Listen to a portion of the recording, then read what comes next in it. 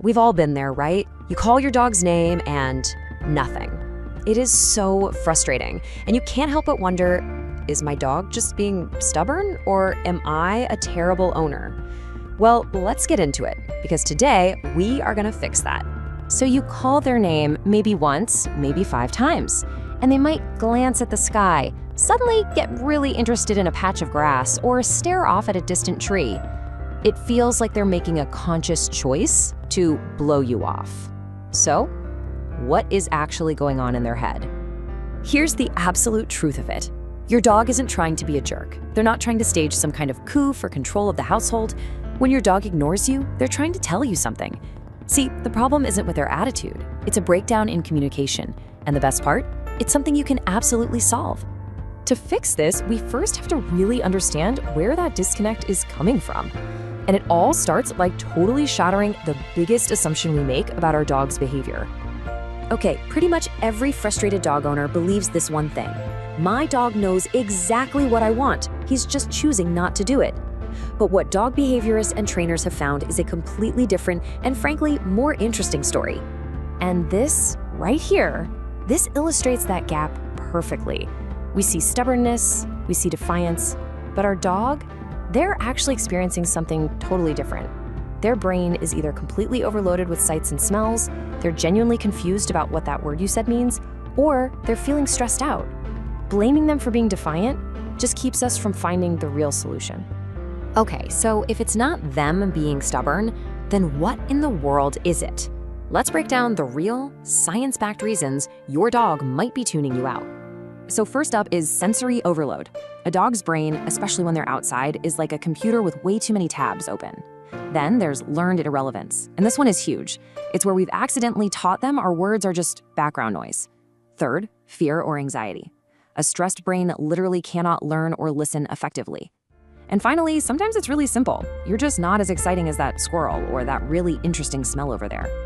Now let's zoom in on this idea of learned irrelevance, because it's a game changer. Think about it. You say come 5 times. On that 5th time, they finally wander over. What did you just teach them? You taught them that the first 4 times you say come, it's completely meaningless. You've literally trained them that your words are optional. Before we can even begin to fix the commands, we have to fix the relationship itself. You can't have effective communication without a solid foundation of trust. If that's cracked, nothing else we try is gonna work. Your dog is communicating with you all the time through their body language, especially when it comes to trust. So if you're seeing these kinds of signs, like they won't really look you in the eye, or they kind of move away when you get close, or you see that tucked tail, that's a huge signal that we need to work on building trust before we can even think about training. So how do you build it back? Well, it's all about being consistent and calm. Use a relaxed tone of voice. Let your dog be the one to initiate contact sometimes. And stick to a predictable schedule for things like walks and meals. That creates a sense of safety. Trust isn't built in one big training session. It's built in thousands of tiny, safe, and positive moments. Okay, so once that trust is feeling solid, now we can introduce some really clear rules for how we communicate. Think of this as your new toolkit for becoming basically impossible for your dog to ignore. We're gonna start with the single most important rule of them all. Seriously, if you do nothing else after watching this, just do this one thing. This is absolutely crucial. Say the command 1 single time. If they don't respond, you don't repeat yourself. Instead, you gently guide them into the position, or maybe you use a leash to bring them to you. Then you reward them. This one habit, all by itself, shatters that cycle of learned irrelevance faster than anything else. Your words start to have meaning again. And here are the other rules for success. Use amazing treats and an excited voice to make yourself way more fun than anything else around. Use simple, one-word cues like sit, not a whole sentence like sit down, come on now, sit, and reward them instantly, like within 2 seconds, so their brain connects the action with the reward. Keep your sessions short, like 5 minutes, and always end after they do something right. Keep it positive. Knowing the rules is one thing, right? But actually putting them into practice is the whole ballgame.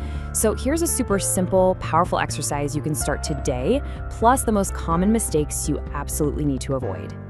This is called the name game, and honestly, it's foundational. Find a quiet spot and say your dog's name in a happy, upbeat voice. The split second they even glance in your direction, you mark that with an enthusiastic yes and give them an awesome treat. That's it.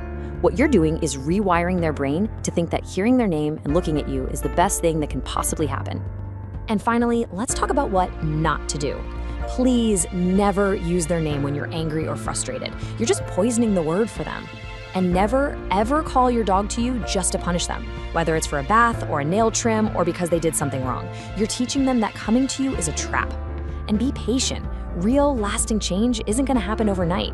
It takes a few weeks of consistent daily practice. So, when your dog ignores you, they're not actually rejecting you. They are sending you a clear message about the environment, about their feelings, or about how they've been trained in the past. Your job isn't just to talk at them, it's to listen first. The real question is, now that you're starting to understand their language, are you ready to start the conversation?